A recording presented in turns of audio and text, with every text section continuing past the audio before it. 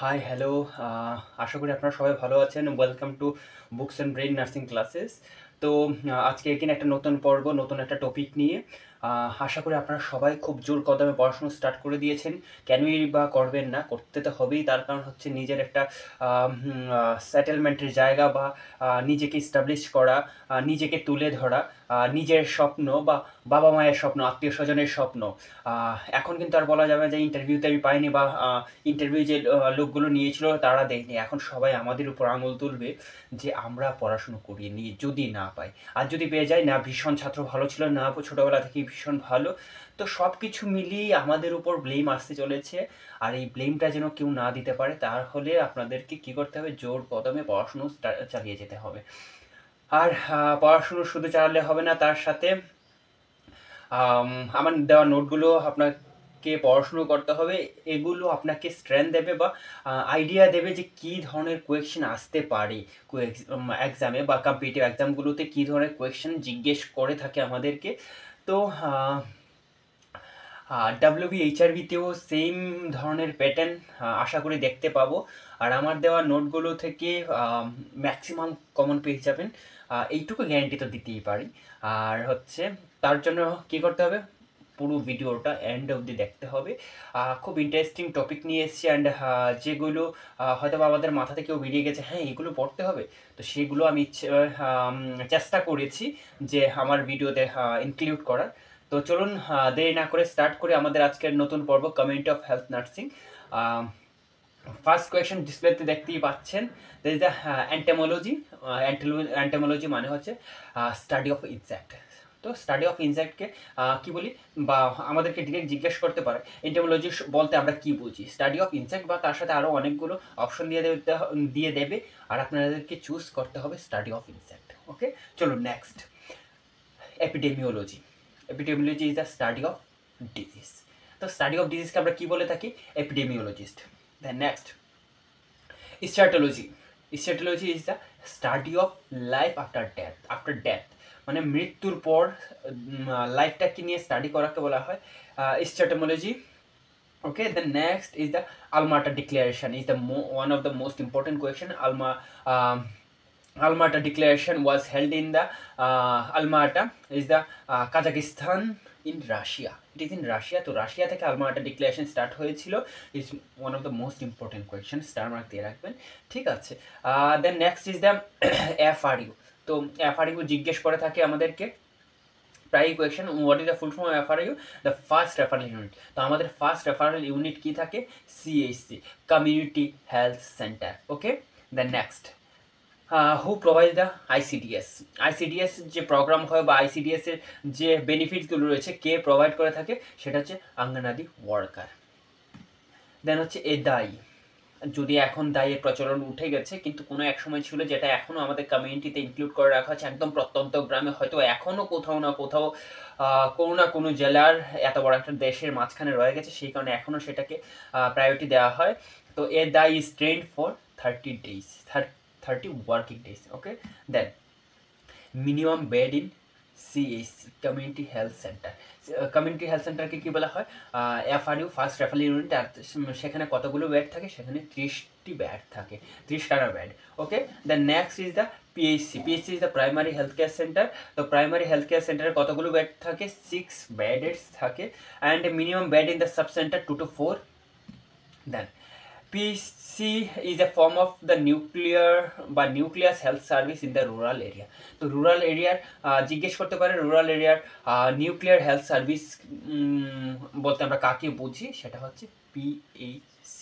Okay, next, chairman of central council of health is most important question. Chairman of the central council of health is the union minister.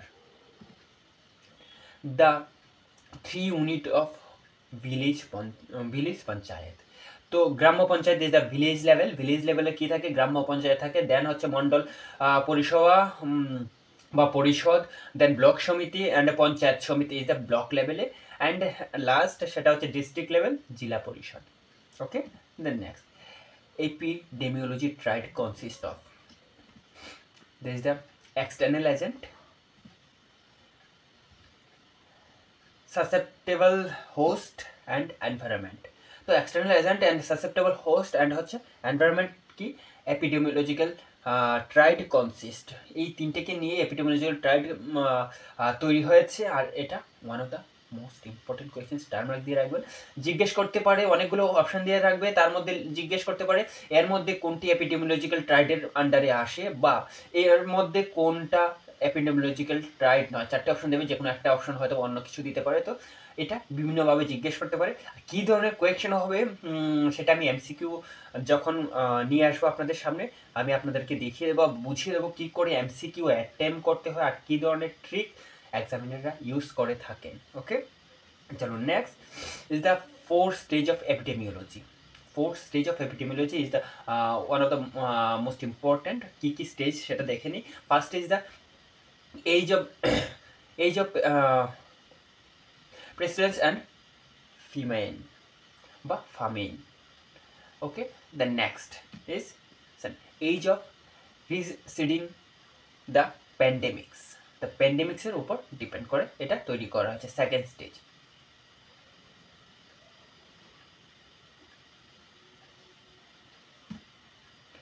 Age of the degenerative and man made disease, যেগুলো man made ডিজিজের মধ্যে আসে সেগুলো stage number 3-তে আসে। And last is the 4 delayed degenerative disease, তো সেটা হচ্ছে 4। তো ফার্স্ট ছিল মানে সবগুলো এজ অফ, ঠিক আছে। তো সবগুলোই আমাদের কাছে 4টে রয়েছে, ঠিক আছে। তো খুব ইম্পর্টেন্ট যেটা সেটা হচ্ছে স্টেজ নাম্বার 2 রিসাইডিং বা রিসাইডিং বলা হয়, রিসাইডিং প্যান্ডেমিক্স।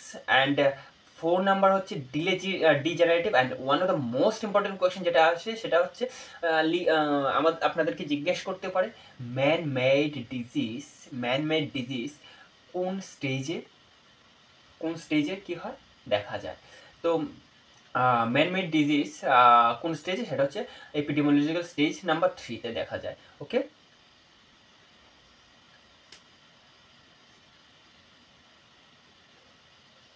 তো একদিন আবার দেখে নিই। Stage number 1 is the pestilence, and second is the residing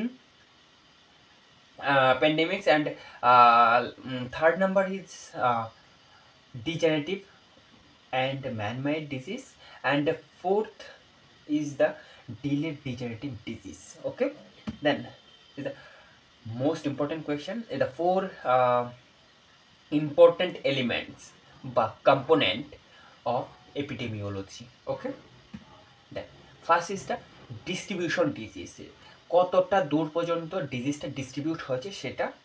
then second is the measurement of ডিজিজটাকে মেজারমেন্ট করতে হবে, কোন লেভেলে আছে, কি আছে না আছে সেগুলো। Is the measurement of mortality. Third stage হচ্ছে মেজারমেন্ট অফ মর্টালিটি। তো মর্টালিটি রেট কী রয়েছে সেটা আমাদেরকে মেজার করতে হবে। And last is the making a comparison, then 4টে is the most important question. Please এটাকে একটুখানি ভালো করে পড়ে রাখবেন অ্যান্ড স্টার মার্ক দিয়ে রাখবেন, এর মধ্যে থেকে একটা কোয়েশ্চেন আসতে পারে। তো first is the distribution of disease, second is the measurement of the disease, and third is the measurement of the mortality, and fourth is the making a compression বা কম্প্যারিজন।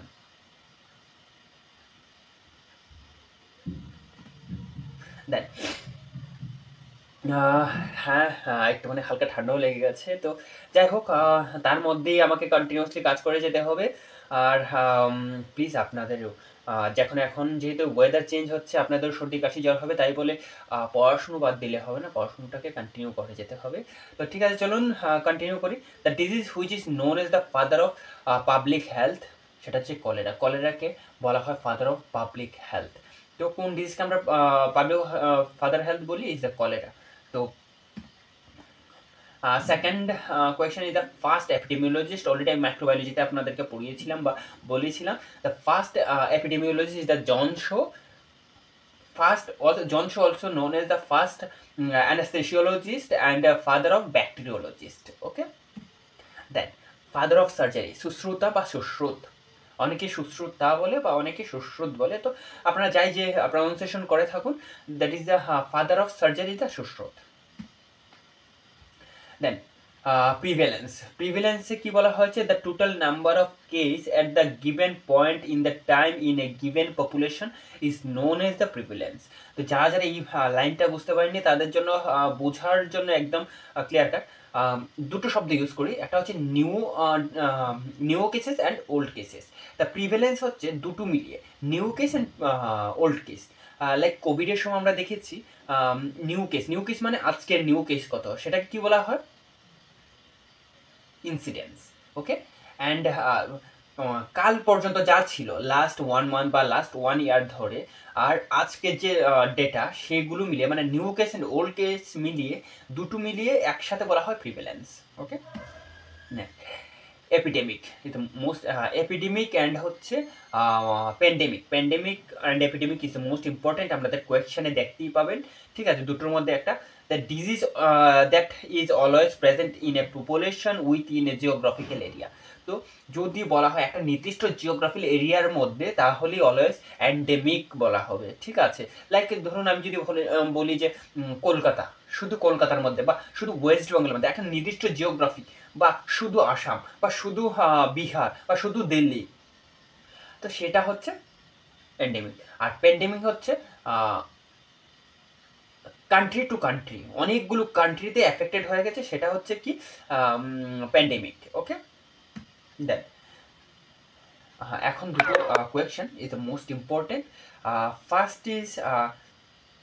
ফার্স্ট হলো আপনার new case, সেটা হচ্ছে the first case come to the attention of an investigator is called that index. তো প্রথম একটা case এসছে যেটা তার আগে কোনো দিন ছিল না, ঠিক আছে, ফার্স্ট কেস এসছে, সেটাকে বলা হয় ইন্ডেক্স বা ফার্স্ট ডিটেক্টেড কেস। কোনো একটা কেস এসে যেটা নতুন, কেউ আগে দেখিনি, বা কোনো ভাইরাসের নাম জানি, কোনো রোগের নাম এর আগে মেনশন ছিল না, সেটা ফার্স্ট টাইম এসছে, ফার্স্ট ডিটেক্টেড কেস, এটা হচ্ছে index case. Okay, first case come to the attention and the investigator. Okay, and second, এই দুটোর মধ্যে কনফিউশন হয়, the primary case and index. Primary case হচ্ছে অলরেডি কি হয়ে গেছে, ডিটেক্ট হয়ে গেছে, ইন্ডেক্স হয়ে গেছে, ইন্ডেক্স রেডি হয়ে গেছে, দেন হচ্ছে affected case. First affected case, প্রথম কেস এসছে সেটা কি হয়ে গেছে, সেটা হচ্ছে ইন্ডেক্স হয়ে গেছে বা first detected case. And second হচ্ছে ফার্স্ট এফেক্ট কেস। তো first affected case is known as the primary case. Primary case is the first affected case, not the first came in attention. Okay, attention হচ্ছে index case. Then three common component of epidemiology. First is the disease frequency. ডিজিজের কী কী frequency রয়েছে, like rate, ratio, incidence and prevalence. দেখুন এখানে আমি already mention করে দিচ্ছি, ইনসিডেন্স হচ্ছে নিউ কেস অ্যান্ড প্রিভেলেন্স হচ্ছে old plus new case equal total case. Okay, then second is the distribution of disease, that is the time, place and person, কতটুকু পর্যন্ত distribute হয়েছে, অ্যান্ড ডিটারমিনেশন বা determine. তো ডিটারমিনেন্টসে কি আমাদের দেখতে হয়, দ্যাট ইজ দ্য অ্যানালাইসিস বা অ্যানালাইটিক অ্যান্ড ইথিওলজি। আমার ডিজিজের কী কী ইথিওলজি রয়েছে অ্যান্ড কী করে অ্যানালাইজ করা যায়, সেই অ্যানালাইটিকগুলোকে আমাদের দেখতে হয়। তো তিনটে component epidemiology, that is the disease ফ্রিকোয়েন্সির মধ্যে কী কী দেখা হয়, rate, ratio, incidence and prevalence, and second is the distribution of disease, time, place and person, and হচ্ছে আপনার ডিটারমিনেন্টস বা ডিটারমিনেশন, সেখানে আসে আপনার analytic and aetiology. Okay, the next descriptive study বা descriptive study. Okay, first descriptive স্টাডির মধ্যে কী আসে, first is the method, second analytic, third is experimental. তো মেথডটা কি সেটাকে জানতে হবে, দেন অ্যানালাইটিক, তাকে অ্যানালাইজ করতে হবে, দেন এক্সপেরিমেন্ট করতে হবে। Then biological agent is the one of the most important question. The biological agent অনেকগুলো অপশন দিয়ে দেবে, দিয়ে আপনাদেরকে কোয়েশ্চেন করতে পারে এর মধ্যে কোন অপশনটা বায়োলজিক্যাল এজেন্ট বা বায়োলজিক্যাল ফ্যাক্টরের মধ্যে আসে, সেটা হচ্ছে ভাইরাস, ব্যাকটেরিয়া, ফাঙ্গি। ওকে, তিনটে। And physiological agent is the cold, heat and noise. Okay, দেখ, বেনিফিটস অফ আইসিডিএস। আইসিডিএসের আন্ডারে কারা কারা আসে, কে প্রোভাইড করে থাকে, সেটা হচ্ছে আঙ্গনওয়াড়ি ওয়ার্কাররা। আর কারা কারা সে বেনিফিটস পেয়ে থাকে চলুন দেখে নিই। এক হচ্ছে children in age group 0 to, মানে from birth to 6 year age পর্যন্ত আইসিডিএস এর বেনিফিট পেয়ে থাকে। দেন হচ্ছে প্রেগনেন্ট ওমেনরা আইসিডিএস এর বেনিফিটস পেয়ে থাকেন। দেন ল্যাকটেটিং মাদার, মানে নার্সিং মাদার, ল্যাকটেটিং মাদারকে নার্সিং মাদারও বলা হয়। তো যারা ল্যাকটেটিং মাদার মানে হচ্ছে ব্রেস্ট ফিড করাচ্ছেন বেবিকে, তারা সেই বেনিফিটস পেয়ে থাকেন। অ্যান্ড অ্যাডোলেসেন্ট গার্ল লাইক কত থেকে 14 থেকে 18 ইয়ার পর্যন্ত কি হয়ে থাকে, সেই বেনিফিটস পেয়ে থাকেন। Okay, then women with 15 years to 45 years age group পর্যন্ত বেনিফিটস পেয়ে থাকেন। One of the most important question এটাও, সেটা হচ্ছে the national TB control programme started. National TB control programme was started in 1962। তো 1962-তে first TB control programme start হয়েছিল। আর বর্তমানে সেটা আপনাকে ডিরেক্ট টিবি কন্ট্রোল প্রোগ্রাম হিসেবেও দিতে পারে, বা RNTCPও দিতে পারে। RNTCPর ফুল ফর্ম কি, revised national tuberculosis control programme. Okay, please ভুলবেন না, দুটো ইম্পর্টেন্ট, ভীষণ ইম্পর্টেন্ট। চলুন আজকের পর্ব তাহলে এইটুকু পর্যন্তই। আমি চেষ্টা করেছি খুব যতটুকু পসিবল হয় ছোট্ট একটা ভিডিওর মাধ্যমে আপনাদেরকে পৌঁছে দেওয়ার জন্য। এরকম আরও 3-4টে ভিডিও আসবে টোটাল CHN কমিটি অফ নার্সিংকে টোটালি কভার করেছি। আর আমি ইচ অ্যান্ড এভরিথিং কভার করার চেষ্টা করছি না, তার কারণ হচ্ছে এখন যেগুলো ভীষণ ইম্পর্টেন্ট সেগুলি আমি কভার করার চেষ্টা করছি, কারণ যতটুকু কোয়ালিটি অফ স্টাডি আমি আপনাদের কাছে পৌঁছতে পারি সেটাই আমার টার্গেট। ভিডিও যদি ভালো লেগে থাকে প্লিজ একটা সাবস্ক্রাইব করে দেবেন, একটা লাইক অ্যান্ড শেয়ার করে দেবেন। অ্যান্ড প্লিজ ভুলবেন না বেল আইকন প্রেস করতে, যখনই আমি আপলোড করবো ভিডিও যেন ইমিডিয়েটলি আপনার কাছে পৌঁছে যায়। ওকে, ভালো থাকবেন, সুস্থ থাকবেন, আর তার সাথে কন্টিনিউয়াসলি পড়াশুনো করে যেতে হবে।